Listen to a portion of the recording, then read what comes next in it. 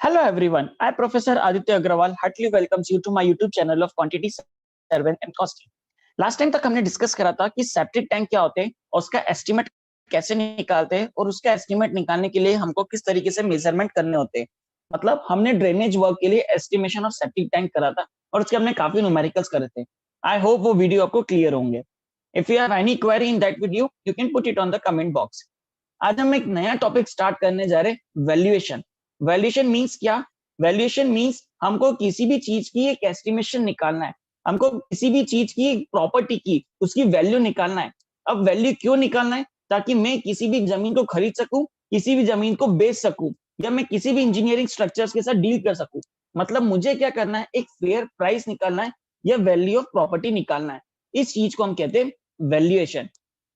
अब आप वैल्यूएशन की मदद से क्या कर सकते हैं? आप वैल्यूएशन की मदद से आज की प्रॉपर्टी की जो भी वैल्यू है, आप उस प्रॉपर्टी की वैल्यू को निकाल सकते हैं। ये वैल्यू कैसे निकलेगी? आपने अपने घर की लाइफ को कैसे रखा है, वो कितने साल से है, कितना मेंटेन करके रख रहे, किस लोकेशन पर है, तो ये सारी चीजें मिलके मुझे बताती है वैल्यूएशन। मतलब वैल्यूएशन मुझे किस काम आ रहा है? वैल्यूएशन मुझे काम आ रहा है किसी भी प्रॉपर्टी को खरीदने या बेचने के लिए। फॉर एन एग्जाम्पल, अगर मैं किसी का घर खरीदता हूँ तो मुझे वहां की वैल्यू पता होना चाहिए कि आज का हमारा करंट रेट क्या चल रहा है। अगर हमको हमारा करंट रेट पता चल जाएगा तो मेरे लिए बहुत आसान हो जाएगा किसी भी प्रॉपर्टी को खरीदना या बेचना। अब इसमें सेकंड पॉइंट आता है हमारे पास टैक्सेशन। अब जब भी आप कोई प्रॉपर्टी खरीदते हैं तो आपको पता होगा इसका आपको टैक्स भरना पड़ता है। आपको प्रॉपर्टी टैक्स भी भरना है, आपको म्युनिसिपल टैक्स भी भरना है, आपको उसका इंश्योरेंस भी भरना है। तो ये सारी चीजें आपको पता होनी चाहिए कि आपको वैल्यूएशन करने के लिए कितना टैक्स भरना है। तो ये सारे टैक्स लगाने के लिए भी आपकी प्रॉपर्टी की वैल्यू को निकालना होगा। नेक्स्ट पॉइंट आता है रेंट फिक्सेशन। अगर आपने कोई कमर्शियल बिल्डिंग खरीदी है और आप उसको किराए पे देना चाह रहे हैं तो उसका रेंट कितना होगा, ये रेंट भी निकालने के लिए मुझे वैल्यूएशन निकालना पड़ेगा। मतलब वैल्यूएशन का सिर्फ एक सिंपल सा मीनिंग है कि एक अनुमान लगाना कि उस प्रॉपर्टी की कितनी कीमत होगी, क्योंकि एग्जैक्ट कॉस्ट कोई भी नहीं निकाल सकता। हम क्या करते हैं, एक अनुमान लगाते हैं। फॉर एन एग्जाम्पल, हमारी दीवार के अंदर कितनी ईंट है और कितना सरिया है, हम एग्जैक्टली नहीं निकाल सकते हैं, हम एक अनुमान लगाते हैं।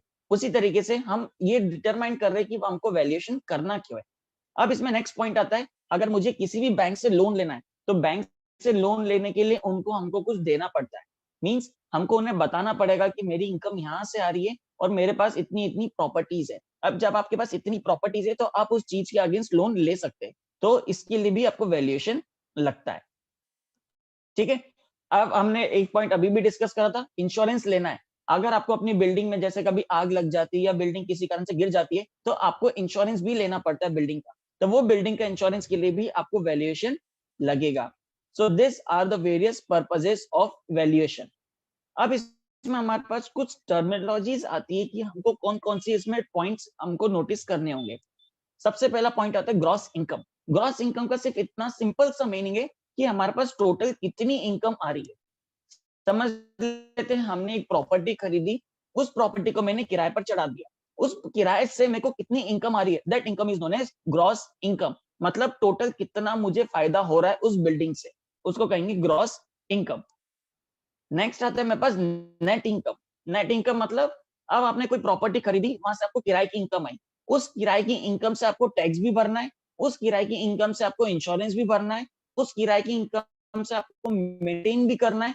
तो ये सारे खर्चे काटने के बाद आपको कितना पैसा बचा, that is known as net income और net return. Okay. Next point आता है सिंकिंग फंड। सिंकिंग फंड का सिर्फ एक सिंपल सा मीनिंग है कि आपकी जब बिल्डिंग की लाइफ खत्म हो जाएगी तो आपके पास कितना पैसा बचेगा। आपके पास कुछ पैसा तो बचेगा नहीं, तो वो पैसा क्या होगा, आपको हर साल के कुछ ना कुछ अमाउंट में पैसा इकट्ठा करना होगा, ताकि जब बिल्डिंग की लाइफ खत्म हो जाए तो आपके पास एक पैसा अमाउंट इकट्ठा हो जाएगा, जिससे कि आप नई बिल्डिंग को बना सकते हैं या फिर उस बिल्डिंग को आप रिप्लेस कर सकते हैं। ये आगे हम आने वाली स्लाइड में थोड़ा सा और डिटेल में डिस्कस करेंगे। नेक्स्ट पॉइंट आता है हमारे पास स्क्रैप वैल्यू। स्क्रैप वैल्यू क्या होता है, जब भी मेरी बिल्डिंग किसी कारण से खत्म हो जाती है। फॉर एन एग्जाम्पल, अगर मेरी बिल्डिंग जो है वो 40 साल की लिए थी, वो 40 साल कंप्लीट हो गए, अब मेरी बिल्डिंग जो है वो फर्दर नया लोड नहीं ले सकती, तो मुझे क्या करना पड़ेगा, उसको डिसमेंटल करना होगा। तो जब मैं बिल्डिंग को डिसमेंटल करता हूं तो उसके अंदर से मुझे कुछ ईंटें, कुछ सरिया, ये सारी चीजें मुझे काम आ जाती है। तो ये काम आने वाली चीज को हम कहते हैं स्क्रैप वैल्यू। आप देख सकते हैं कि इसकी जो वैल्यू रहती है वो अप्रोक्सीमेटली 10% ऑफ टोटल कॉस्ट रहती है। क्यों? क्योंकि सरिया कभी भी वेस्ट नहीं होता, उसमें थोड़ा सा रस्ट लगता है बट हम उसको रीयूज कर सकते हैं। ठीक है, तो स्क्रैप वैल्यू को कैसे हम डिफाइन करेंगे? Usable material minus cost of dismantling. अब इसमें हमारे पास नेक्स्ट टर्म आती है एन्युटी। एन्युटी मतलब मैं कितना अमाउंट उसमें इन्वेस्ट करूंगा हर साल, मतलब आपको कितनी इंस्टॉलमेंट आएगी उसको हम कहेंगे एन्युटी। सिंपल सी टर्म है। नेक्स्ट आती है मार्केट वैल्यू। ये तो आप लोगों को बहुत अच्छे से क्लियरली डिफाइंड होगा। मार्केट वैल्यू एक ऐसी वैल्यू रहती है जब भी आप अपनी प्रॉपर्टी को बेचने जाएंगे तो उस समय आपको कितना उसका चार्ज मिलेगा, मतलब आपको उस समय उसका कितना रेट मिलेगा, that is known as market value. अब ये वैल्यू जो है वो हर समय चेंज होती रहती है। जैसे फॉर एन एग्जांपल, अगर आपका घर मेन रोड पर है तो आपकी मार्केट वैल्यू बहुत ज्यादा आएगी। अगर आपका घर कभी किसी गली में था बट वहां से रोड कट गई तो आपका जो घर है वो मेन रोड पर आ गया। जब आपका घर मेन रोड पर आ गया तो आपकी प्रॉपर्टी की वैल्यू बढ़ जाएगी। That value is known as market value. मतलब आप कभी भी प्रॉपर्टी को खरीदने जाएंगे और बेचने जाएंगे, उस समय का जो रेट होगा that is known as market value. Next point आता है ऑब्सोलेसेंस। ऑब्सोलेसेंस का ये मतलब है कि आज अगर मैंने एक घर बनाया और 20 साल बाद कोई दूसरा घर बनाऊंगा तो हमारे पास नई नई टेक्नोलॉजीज आ रही है, नई नई डिजाइन आ रही है, नए नए सेंसर्स आ रहे हैं, तो हमारी जो पुरानी बिल्डिंग्स है वो थोड़ी सी आउटडेटेड होती जा रही है, मतलब एक तरीके से पुरानी होती जा रही है, तो उसकी वैल्यू कम होती जा रही है। अब हम जैसे बात करते हैं कि पहले हमारे जो सोफे चलते थे वो लकड़ी के चलते थे, आज हमारे पास जितने भी सोफे आते वो कुशंस के आते, पाइप्स के आते, तो हमारे पास नई नई टेक्नोलॉजीज आती जा रही है। तो इससे क्या हो रहा है, हमारी बिल्डिंग की जो पुरानी बिल्डिंग थी उसकी कीमत कम हो गई। That is known as obsolescence. Next आता है रेटेबल वैल्यू। रेटेबल वैल्यू मतलब आपको कितनी वैल्यू मिल रही है, आपने उसमें से सारे उसमें से अपने वो हटा दिए, मतलब आपने जितने भी टैक्सेस थे, आपके जितने भी म्युनिसिपल कॉर्पोरेशंस थे, वो सारी प्रॉपर्टीज की वैल्यू हटाने के बाद आपको कितना पैसा बच रहा है। मतलब अगर आपके उसने साल भर में आपने उससे 1 लाख रुपए कमाया और 1 लाख रुपए कमाने के बाद आपने 20,000 रुपए उसके अंदर से टैक्स भर दिया, तो आपकी इनकम कितनी हुई? आपकी इनकम हुई 80,000। तो that 80,000 is known as rateable value. Next आता है बुक वैल्यू। आप लोगों ने नाम तो सुना होगा। जब भी मुझे किसी भी चीज को बुक करना है, मुझे कभी भी किसी प्रॉपर्टी को खरीदना है, that value is known as book value. आप लोगों ने पेपर में एड्स देखे होंगे कि अभी बुकिंग मात्र 20,000 में, बुकिंग मात्र 51,000 में। That value is known as booking value. मतलब एक बार जब आपने किसी भी प्लॉट को या घर को बुक कर दिया तो अब आपको रिमेनिंग अमाउंट पे करना है। अब बुक वैल्यू से उसको फाइनलाइज कर सकते हैं। The book value of the property at the particular year is the original cost minus the amount of depreciation year. Depreciation क्या होता है ये आगे हम फर्दर डिटेल में डिस्कस करते हैं। नेक्स्ट आता है कैपिटल कॉस्ट। कैपिटल कॉस्ट मतलब पूरी एक ओवरऑल कॉस्ट, जहां पे आपने जमीन खरीदी, आपने कुछ भी कंस्ट्रक्शन करा। फॉर एन एग्जांपल, मैं इंडिया में नया आया, मैंने मुंबई में एक प्लॉट खरीदा और उस प्लॉट को मैंने कंस्ट्रक्शन करा 20 लाख में, मतलब 40 लाख की जमीन खरीदी और 20 लाख मैंने उससे बनाए, तो टोटल कितना कॉस्ट आ गया? 60 लाख रुपए। So that 60 lakh rupees is known as capital cost. Next आता है कैपिटलाइज्ड वैल्यू। कैपिटलाइज्ड वैल्यू को हम इस तरीके से डिफाइन करेंगे कि हमको कितना अमाउंट आ रहा है। जैसे आपकी जो बिल्डिंग है वहां से आपको 50,000 रुपए महीना रेंट आ रहा है। अब वो 50,000 रुपए महीना, तो आप उसको एक एनुअल इंटरेस्ट के साथ आगे बढ़ाते जाएंगे।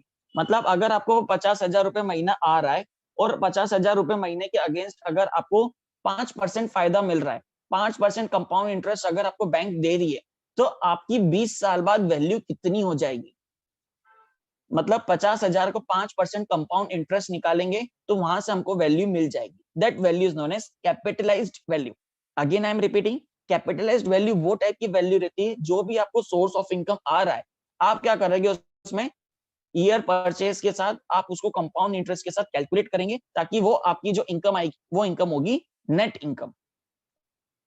नेक्स्ट आता है ईयर परचेस। अभी हमने डिस्कस करा था कि कैपिटलाइज्ड वैल्यू क्या होता है।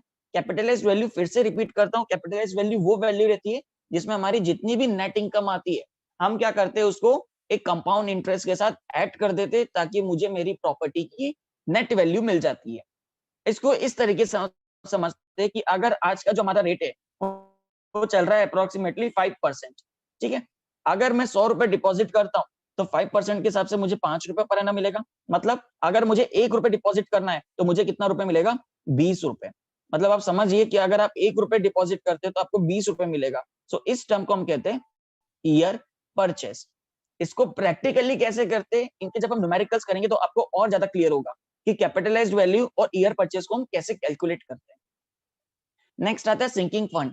हमने अभी थोड़ा बेसिक समझा था कि सिंकिंग फंड एक ऐसा फंड रहता है जिसमें हर साल हम एक कुछ अमाउंट इकट्ठा करते ताकि जब बिल्डिंग की मेरी लाइफ खत्म हो जाए तो मैं उतना पैसा बना सकूं।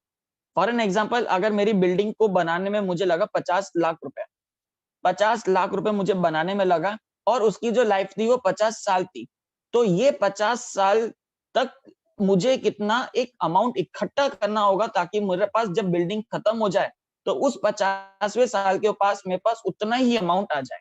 तो उसके लिए हमारे पास एक ही फॉर्मूला रहता है, I equal to S into I upon I plus one की पावर n माइनस वन। फिर से एक बार समझते हैं, अगर आपने 2500 रुपए की मोटर खरीदी और वो मोटर 5 साल चलेगी तो आपको 5 साल रुपए तक कुछ एक अमाउंट इकट्ठा करना है ताकि 5वें साल आपके पास फिर से 2500 रुपए इकट्ठा हो जाए। दैट 2500 रुपए वापस इकट्ठा होने को हम कहते हैं सिंकिंग फंड। ओके, इसके भी हम कुछ न्यूमेरिकल्स करेंगे तो आपको और ज्यादा क्लियर होगा। नेक्स्ट आता है डेप्रिसिएशन। ये सबसे इंपॉर्टेंट टर्म है। क्यों डेप्रिसिएशन? कभी भी मेरी जो बिल्डिंग की कंस्ट्रक्शन की कॉस्ट है वो एज इट इज नहीं रहती। मेरी बिल्डिंग की हमेशा जब भी कॉस्ट है या प्रॉपर्टी की जब भी कॉस्ट है वो हर बार किसी ना किसी कारण से कम होती है। जैसे मेंटेनेंस के कारण भी वैल्यू बढ़ती बरकरार तो रहती है बट फिर भी कम होती है। जैसे कुछ दरवाजे ढीले होना, दीवालों की स्ट्रेंथ लूज होना, हमने एक पॉइंट डिस्कस करा था ऑब्सोलेसेंस, ये सारे हम पॉइंट्स को कहते हैं एनुअल डेप्रिसिएशन। तो हमको क्या निकालना रहता है कि हमारी प्रॉपर्टी की वैल्यू आज से 5 साल बाद, आज से 10 साल बाद, आज से 15 साल बाद हमारी प्रॉपर्टी की वैल्यू कितनी हो जाएगी। तो उसके लिए हमारे पास 3 मेथड्स रहती है which is known as straight line method, constant percentage method and sinking fund method. Straight line method ऐसा बोलती है कि हमारी जो प्रॉपर्टी की वैल्यू है वो हर साल एक फिक्स अमाउंट से गिरेगी। जैसे इस साल 5,000 रुपए कम हुई, अगले साल भी 5,000 कम होगी, अगले साल भी 5,000 कम होगी, अगले साल भी 5,000 कम होगी। मतलब इस चीज को हम कहते हैं स्ट्रेट लाइन मेथड। इसमें क्या हो रहा है, एनुअल डेप्रिसिएशन जो हो रहा है वो एक फिक्स अमाउंट के साथ हो रहा है। हमारी जो प्रॉपर्टी की वैल्यू हो रही है वो एक फिक्स अमाउंट के साथ कम हो रही है। मतलब original cost minus scrap value divided bye life. Original cost अगर 5,000 रुपए, अगर ओरिजिनल कॉस्ट 5 लाख रुपए, हर साल 10,000 कम हो रहे, तो कितने साल में, 20 साल में कितनी प्रॉपर्टी की वैल्यू आ जाएगी। ठीक है, नेक्स्ट आता है मेरे पास कांस्टेंट परसेंटेज मेथड। जैसे फर्स्ट वाली मेथड में एक सेम अमाउंट था, यहाँ पे एक सेम परसेंटेज है। जैसे 2% से हर साल गिर रहा है, 3% से हर साल गिर रहा है, that method is known as constant percentage method. इसका भी फॉर्मूला है scrap value divided by original cost की पावर 1 अपॉन n। यहाँ पे n क्या है हमारे पास, n जो है वो life of building. Next method आती है सिंकिंग फंड मेथड। ये मेथड जो रहती है वो बहुत ज्यादा एक्यूरेट रहती है। क्यों? क्योंकि इसमें क्या हो रहा है, जो डेप्रिसिएशन हो रहा है वो हर साल अलग अलग हो रहा है। फॉर एन एग्जांपल, अगर फर्स्ट ईयर में डेप्रिसिएशन एक ए अमाउंट हुआ, सेकंड ईयर में डेप्रिसिएशन ए प्लस बी हुआ, थर्ड ईयर में ए प्लस सी हुआ, फोर्थ ईयर में ए प्लस डी हुआ, तो टोटल डेप्रिसिएशन कितना आएगा? फर्स्ट ईयर में तो ए था, सेकंड ईयर में 2a plus B, 3a plus B plus C, 4a plus B plus C plus D. मतलब हर साल कुछ ना कुछ एक ज्यादा डेप्रिसिएशन आता जा रहा है। So this method is prove to be more effective. अब हमने ऑब्सोलेसेंस पढ़ा था, हमने डेप्रिसिएशन पढ़ा था। इन दोनों के बीच में डिफरेंस क्या है? डेप्रिसिएशन क्या हो रही है, हमारी प्रॉपर्टी की वैल्यू कम कर रहा है। क्यों? क्योंकि उसके अंदर कुछ वियर हो रहा है, कुछ टीयर हो रहा है। ऑब्सोलेसेंस क्या है? फैशन चेंज होने के कारण हमारी वैल्यू प्रॉपर्टी की कम हो रही थी। डेप्रिसिएशन जो रहेगा वो ओरिजिनल कंडीशन के ऊपर, क्वालिटी के ऊपर और मोड कैसा है उसके ऊपर डिपेंड करेगा। ऑब्सोलेसेंस को इन सब चीजों से कोई मतलब नहीं है। वो नई नई कौन कौन सी टेक्नोलॉजीज आ रही है, नई नई कौन कौन से इन्वेंशन आ रहे हैं, वो इन सब चीजों के ऊपर डिपेंड करेगा। यहाँ पर बिल्डिंग की एज के ऊपर भी डिपेंड करता है, जितनी ज्यादा एज होगी उतना ज्यादा डेप्रिसिएशन होगा। बट ऑब्सोलेसेंस को मतलब नहीं है, जितनी ज्यादा नई टेक्नोलॉजी आएगी, जितने ज्यादा नए नए इन्वेंशन आएंगे, उतनी ज्यादा उसकी वैल्यू कम होती जाएगी। हमारे पास डेप्रिसिएशन में बहुत सारी मेथड्स है, जैसे हमने अभी डिस्कस करा straight line, constant, sinking fund, but obsolescence निकालने की कोई भी वैल्यू हमारे पास नहीं है।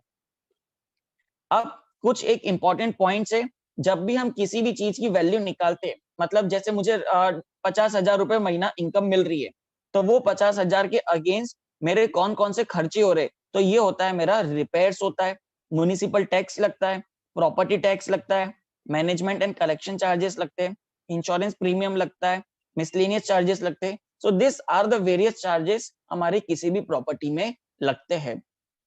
तो इस चार्जेस को कैलकुलेट करने के बाद और जितनी इनकम आ रही है उनसे माइनस करने के बाद मुझे मिलती है मेरी नेट वैल्यू ऑफ प्रॉपर्टी। मतलब ग्रॉस इनकम माइनस चार्जेस और outgoings will be equals to net income. So this are the various points which we discuss. अब नेक्स्ट वीडियो में हम देखेंगे वैल्यूएशन ऑफ बिल्डिंग, मतलब किसी भी बिल्डिंग का वैल्यूएशन हम कैसे निकालेंगे। सो आई होप आपको ये प्रेजेंटेशन समझ में आया होगा। अगर किसी को प्रेजेंटेशन की सॉफ्ट कॉपी चाहिए तो वो अपना जीमेल आईडी को कमेंट बॉक्स में ऐड कर सकते हैं। I will just put your mail and help you in that mode. Okay, thank you so much.